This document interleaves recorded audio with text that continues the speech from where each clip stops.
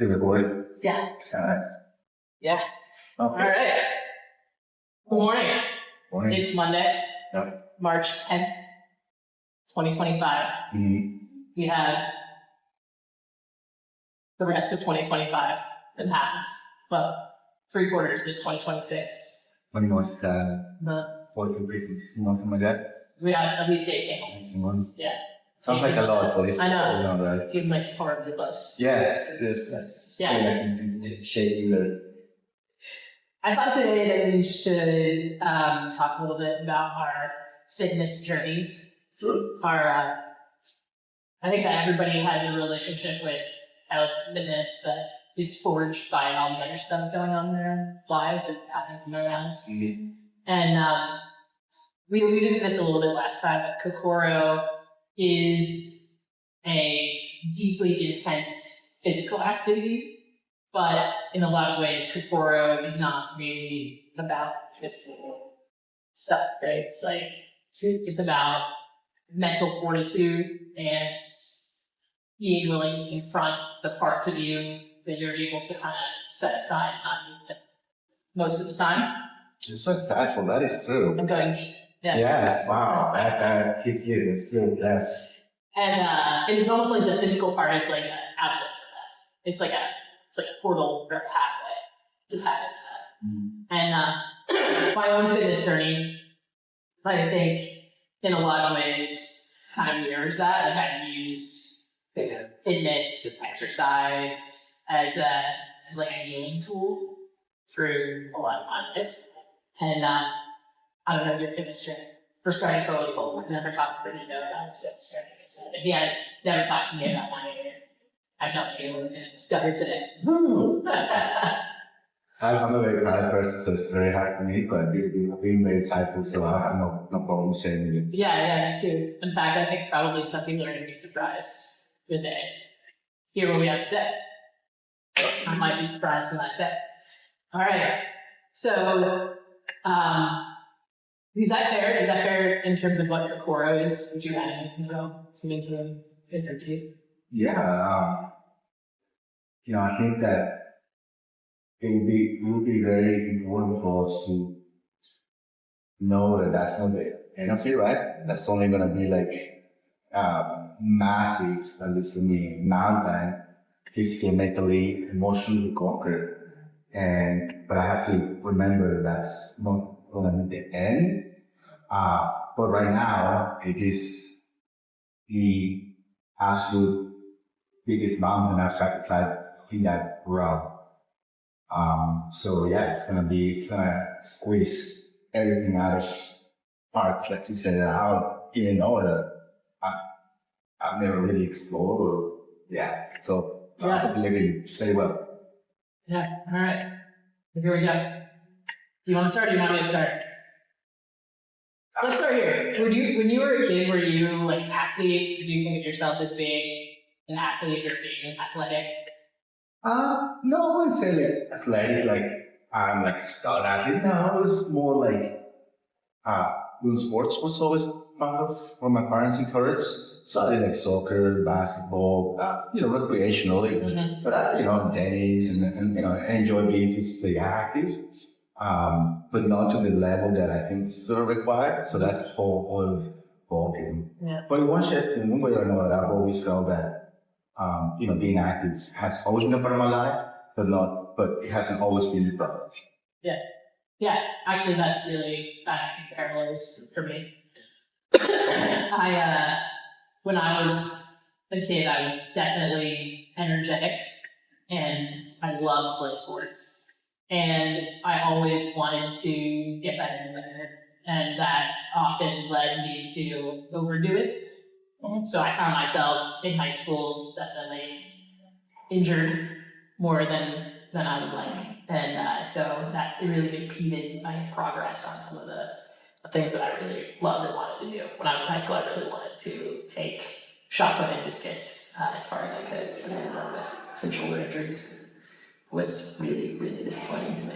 Shot put and discus, yeah. That's like Olympic types, like what sports that's. Those are cool sports. Wow. I had a lot of fun with them. Yeah.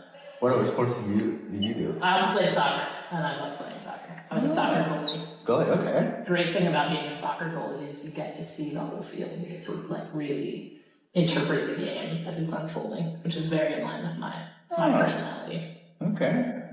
And then you shut it down right before the dreams are realized.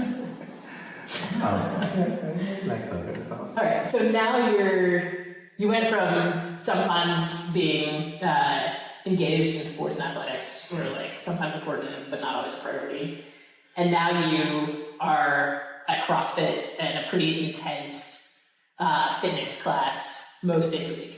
How did you get there? Oof. So I would say this. So, there were times in my life where, the lack of priority of my physical, like progress or whatever, I think allowed me to maybe focus very heavily on other things like my career, things like that. And being young, at a young age, you don't think about stuff like, oh, one day, nothing's gonna happen to me. I have great metabolism, I gain weight, blah, blah. And then I think along the way it becomes some bad habits, right? And eventually those bad habits come and bite you, right? And then, and not necessarily mean by hell or anything, but just your mentality gets maybe affected, twisted, right? Maybe you realize like, wow, something is not allowing me to reach my full potential. And stuff happens in your life, and then you realize, look, I gotta undo all those bad habits that I picked up along the way, because that's not taking where I need to go. And so I started going to, like gyms, just regular gyms, right? Where you do, class a week or whatever, 2 classes a week, and then, maybe you do some things on your own. And that was fine to kind of get back on that journey.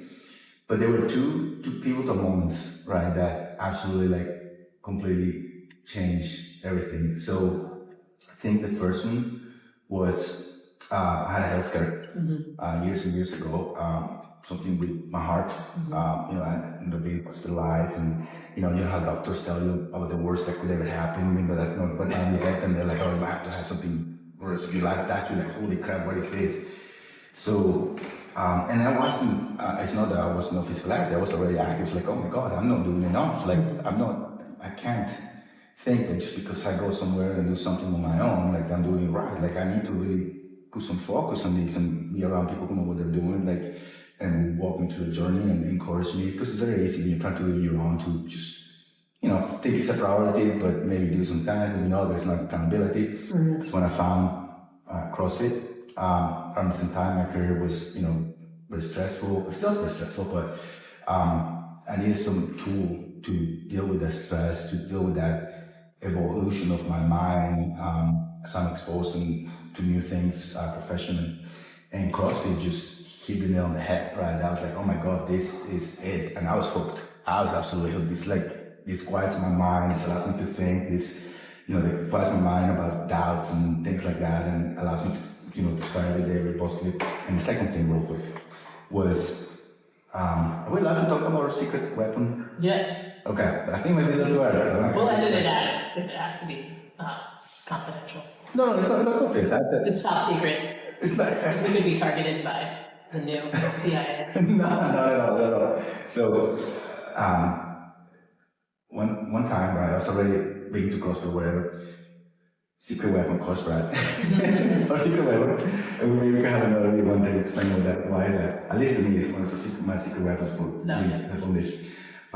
He had a cycle of classes that he purposely made so awful so that people would not overdo it when they were concurrently participating on the open, right? So everybody would look at them like, there's no way. I'm like, you know what? Let me try. So I ended up doing it. They were, oh my God, they were worse than I thought they could be. Typically, the kind of person just jump, head straight into something like, oh, no matter what, I'll do it. Whew. And in one of those classes, halfway, I was like, this is possible. I don't know how I'm gonna do this, and I had to really dig something so big with myself, and I got it done. And that day, like, something changed in me. Like, I was like, what is this? Where did this come from? Like, it completely changed my perception of like, you know, wow, like there's something there that you know, he brought out like through that, like what is this? And it got me curious. And ever since then, you know, goodbye, like, hey, if you want to try to experience that, like, while you look into these events. And that kind of. The rest is history. The rest is history, yeah. Here you are. Yeah. Cool. How about you, Sarah? How do you transition? Yeah. Yeah. Well, you know, I think like a lot of people, when I experienced injury, at least when I was younger, my mental game wasn't really there. So I really felt crappy and kind of gave up on a lot of the things that mattered a lot to me. So when I was in high school, I was a thrower, and I had struggled with some injuries, and then I got in an accident, and I was T-boned by another vehicle on my way to an event, actually, and had a neck injury, and that kind of closed me down for the rest of that season. And the following year, I had a lot of issues. So that's when I was 16, and I went from being, I think, like, yeah, pretty promising, not amazing, but pretty promising, to just basically serious stuff.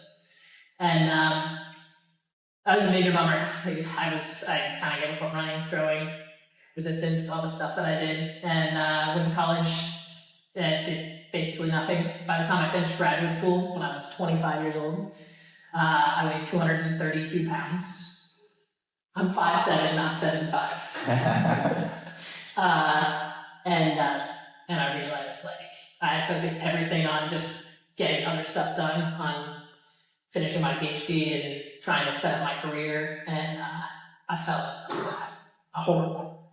And so I decided I was going to have to do something. Like, I wasn't going to survive much longer operating that way. And so I started going to the gym at the place where I got my first job, and trying to do stuff that I kind of remembered from being younger and didn't really fly.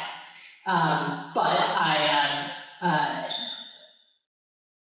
I made a little bit of progress, and I went out to watch a marathon. And Watch it? Oh yeah, I went to watch a marathon. And I was watching these people run, and I kept seeing people come by, and they kind of looked like me. Like, they looked like super tiny, wavy people or athletic people that I had sort of had in my mind when I was a kid. And I was like, I'm going to do that. Huh. And so I did. I signed up for a marathon. I signed up for a half marathon to start. And I laced up my shoes and went outside, and I ran 100 meters and then doubled over, and like a lady with a double jogging baby stroller came behind me. Like, are you okay? And I was like, okay, I'm gonna do this right. And so that started me down kind of a path of trying to get better and better at running. Finished a half marathon, finished a full marathon. And then I kind of fell back into the okay, I did that. Now I'm back focused on my career, kind of like got out of shape again. And then I went through a really, everybody's divorce is shitty, but I went through one. And I was in really bad shape. I was in really bad shape, just shattered. And one day I just put my clothes back on and started running again. And then I ran continuously. I was running like 8 to 15 miles a day for, I don't know, 6 or 7 years. And then one day I was running, and I was like, I'm tired of running. I was like Forrest Gump. I was just thinking that. You started running, like, one day you just stopped. Stop running. And I was like, I need to do something else. I can't just go back into this cycle again. In a lot of ways, running felt like it saved my life. It was really good for me. And I had a lot of limitations. So I decided to look for a CrossFit gym. I don't know why I thought CrossFit. Yeah, how did you zero find to CrossFit was a good idea. In any event, I found T2, where we are right now, and signed up. And shortly after, I was, I was like looking in the mirror, and I thought, this stuff works. I don't look like a wavy runner anymore. It's not too bad. And so I was really enjoying it, and I not too long after that, actually, I went to a chiropractor to have some adjustments because I was feeling a little stiff after snow shoveling and all things. And unfortunately, the chiropractor made some mistakes in his manipulation. He dissected a vertebral artery and caused me to have a stroke when I was 38. And it was pretty serious. And I'd never crossed my mind that I would have such a serious health event at that point in my life, at that age.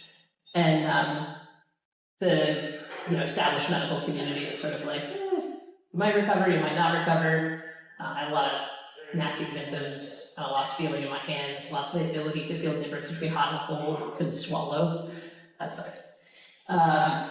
And I had some speech problems. And I decided that I was never going to put myself in that situation again. So I had needed to change my relationship with medicine, chiropractic. Not that it felt bad, but just recognize that it has limitations and that not everybody is qualified to do the work that they're doing. There's a real benefit to healthy skepticism and to really taking responsibility for your own health. And that was a really pivotal moment for me, in that it really changed how much energy I wanted to bring to what I was doing. And it also demonstrated to me that I do not need to be hemmed in by the limitations that some person that doesn't know anything about me and what I'm capable of thinks that I should have. You fully recovered, right? Yeah, there are just a few kind of small things that my right eye has a droop to it that's persistent. But yeah, I ended up making a full recovery, and this Kokoro adventure journey is sort of a capstone for me to demonstrate that there's not going to be limitations on what I can do. It's up to me to be responsible for it. What a journey. Yeah. Wow. Wow, I'm so surprised. It sounds like a lot of very, very tough challenges and you've overcome it. And here you are. So, wow, that's inspiring. There's nothing we can't do. Yeah, that's right. There's nothing we can't do. Wow, thanks for sharing that. That's very brave of you. Thank you. Wow. All right. What are you going to find out next time? Maybe what we're doing What we're doing now? Yeah, what we're doing next. I think that's going to evolve, right? Yeah. Like a lot. Oh, yeah. Right? Yeah. And maybe like some of the challenges that we're facing during that regulation of what's, everyone day to day, what we go through mentally and stuff. Yeah. It's like good. Yeah. Good teaser. Yeah. So, Fernando and I both have pretty intense jobs. Yeah. A lot of responsibilities at work. Okay. Family for me. I have little ones. Fernando's not so big dogs. Yeah. Our dog responsibilities are significant. Okay. And yeah, you got to figure out how we're going to fit in the kind of training that you need to do and make it fun. Yes. Right? We have like 18 months of this. It can't suck the whole time. And make it sustainable. Like you said, getting some kind of rhythm that amongst all that is consistent, Yes, I really keep stuff. Thanks, wow. Whew.